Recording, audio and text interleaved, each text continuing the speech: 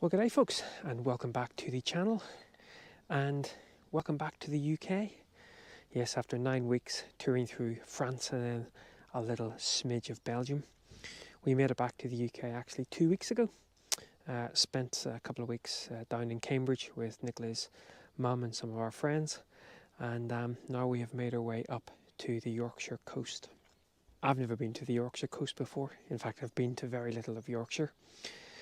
And so it's just going to be a little bit of exploration as we make our way. We sort of come into the Yorkshire coast at Bridlington, and we're just going to make our way up north. So over these next, I guess, couple of vlogs, we will just see what there is to see on the Yorkshire coast. Now, you might be able to tell with that bit of a whiteout, just standing behind the van here, that bit of a whiteout, that the conditions are pretty dull and not very conducive to landscape photography, which is why this morning it's quite good that I'm actually not going to be focusing on landscape photography.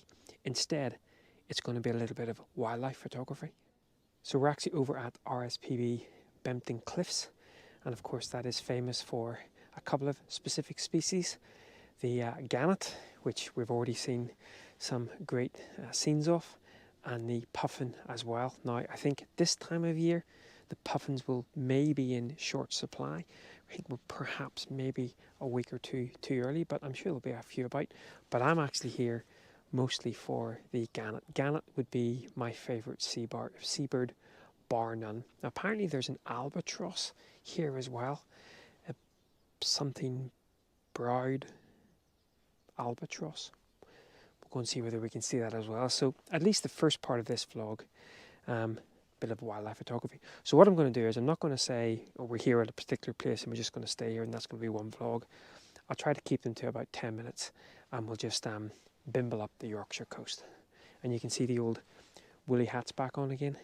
After spending 9 weeks in pretty nice conditions, it's blooming freezing. Right, let's go pick up the bag and we'll go see whether we can make some images of gannets.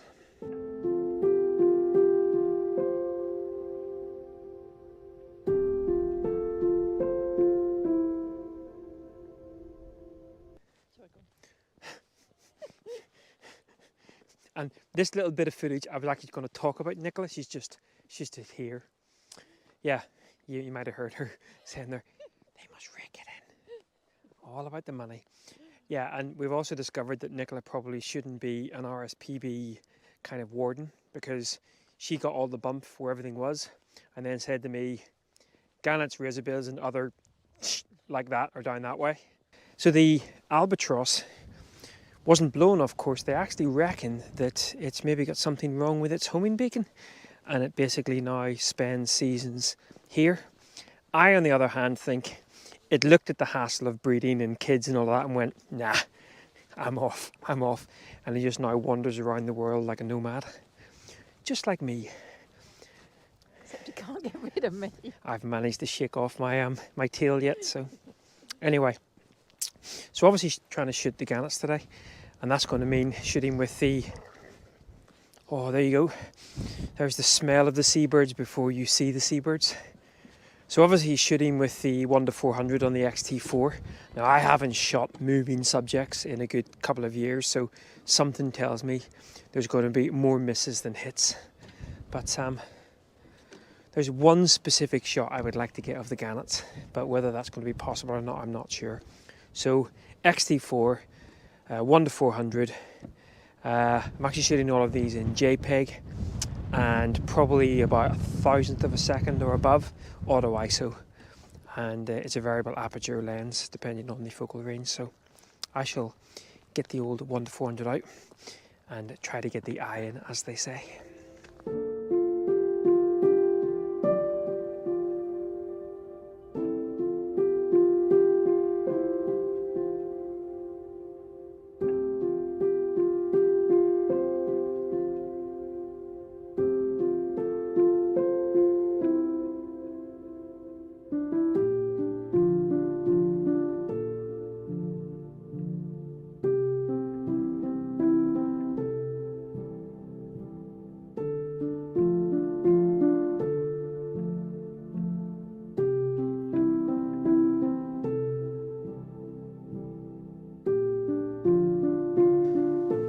that is rather difficult.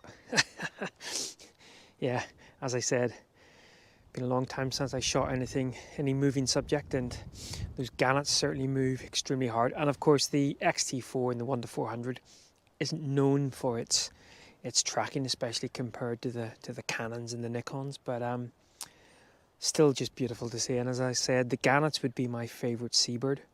Now, the image that I was looking to get, I might still get it, is obviously when you get that kind of courtship dance, or when it's got a bit of the sort of entwined sort of reed or something for its partner, but as yet not been able to get it.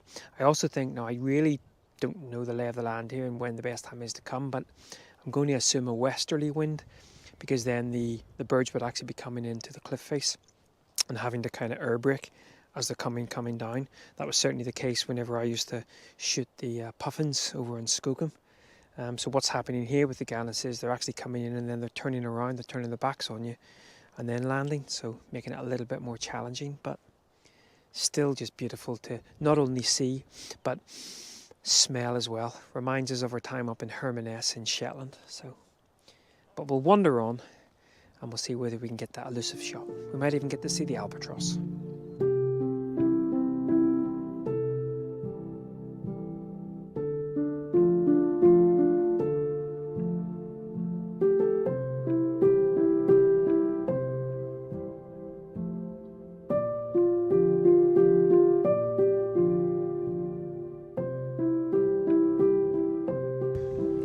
Well, we have been back to the van and got refreshed with some lunch, and now have come back out to the main gannet colony, and it's beautiful.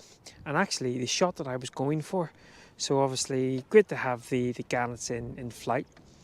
I still think the puffin wins the award for the sort of catching that little bugger in flight, but the gannets are fantastic, and because we've got such a windy day today, they're moving really sort of unpredictably, and so it becomes quite difficult. And you think I've got the shot, and it just goes bloop, faster than Ryan Giggs against Arsenal in the 1999 FA Cup semi-final at Villa Park. Oh, still gives me goosebumps.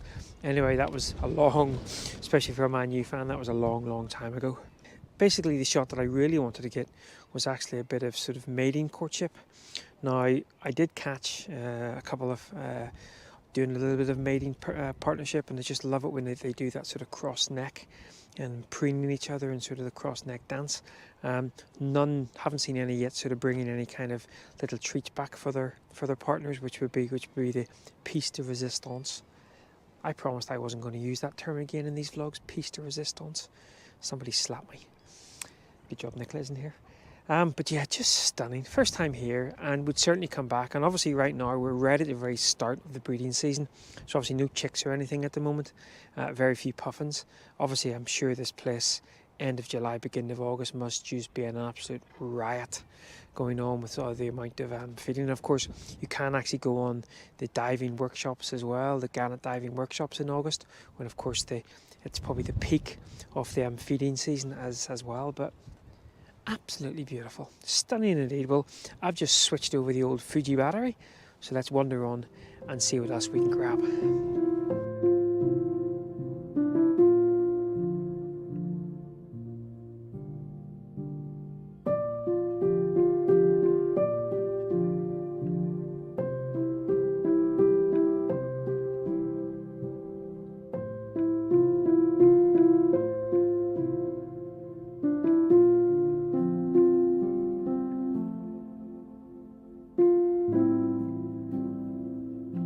Well, good morning, and I didn't record any little outro last night from Bempton Cliffs, so doing it this morning.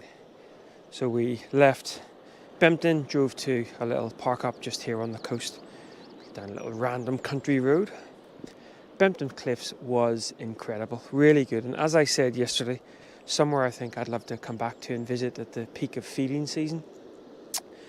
I'm not sure whether I mentioned it as well in the vlog, but yeah, just trying to sort of get a little mixture of shots, a couple of flight shots, a couple of shots of behavioural, and then maybe the odd kind of image that was a little bit more sort of abstracty, you know, me and my little abstract scenes. But yeah, nothing unique. Lots of really fantastic images have been done with gannets before, and for good reason. They are beautiful. One of the things I would say, if you come to Bempton Cliffs, if you've not been before, and I think this is something that we're all a little bit guilty of. I was actually talking to another chap, sorry, I'm walking down some quite steep steps here. I was talking to another chap while we were sort of just meandering along, and he made the comments, and it really stuck with me. You know, you almost get, even though we were only there for 5-6 hours, we almost became almost immune blasé to the fact that these incredible seabirds were not quite within arm's reach, but, you know, maybe 2 arms reach away, just gliding past. Now, as you know, we have a base up on the north coast of Ireland, and we do see gannets during the season, but quite a bit away. Sometimes you get one that kind of sails maybe 50-60 foot away, and you're like, wow, gannets, awesome. And all of a sudden we had gannets kind of 2 arms reach away. So just trying to kind of pull myself out of the whole like, oh yeah, look, blah, and being, wow, a gannet, an incredible gannet. So yeah, it was a stunning day, trying some different bits and pieces. It really has sort of invigorated my love of wildlife photography. And I'm sure over these next weeks, months, and perhaps years, the old wildlife itch will continue to be scratched. I think landscape work is still my passion, but there's certainly a lot of enjoyment out of doing wildlife work as well. Well, I'm going to call it there, and we'll pick it up again next week here. As I say, we just parked up on a little kind of random stretch of the coastline. Lovely quiet night last night. It's about 6:30, very grey overhead as you can see, so not really conducive to anything landscapey, but we'll see what we do. But you'll have to tune in next week as we continue our slow bimble up the Yorkshire-ish, Northumberland-ish coast. Right guys, well once again, thanks for following along. I'll throw up a couple of little final gannet images. And until next time, take care. Bye-bye.